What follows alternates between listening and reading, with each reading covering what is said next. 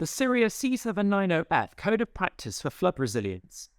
Property flood resilience, or PFR, is an important part of the response to existing and predicted flood risk.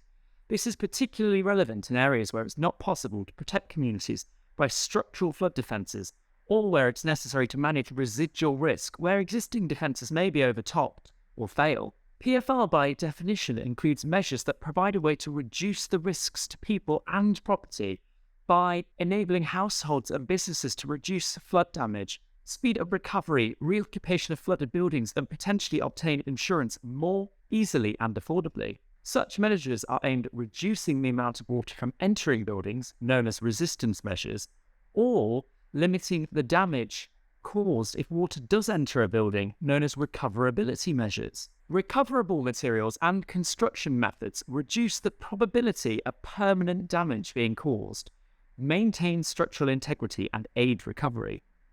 So what is the Ciria Code of Practice for Property Flood Resilience? Well, the Code of Practice is concerned with the physical measures that can be introduced to buildings at risk from flooding.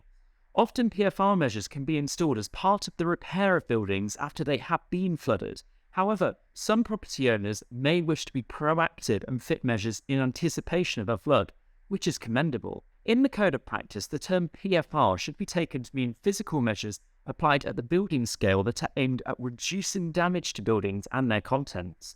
The Code of Practice includes 6 standards that specify what should be achieved. These standards will be supported by comprehensive guidance on how the standards should be met by following stages within a process. The guidance is provided in Ciria C790B, Guidance on the Code of Practice for Property Flood Resilience, which is available from ciria.org. The standards provide a benchmark for good practice to support the consistent and effective implementation of PFR. There are 6 standards. Standard 1 is a hazard assessment. Standard 2, a property survey. Standard 3, options development and design. Standard 4, construction. Standard 5, commissioning and handover. And Standard 6, operation and maintenance.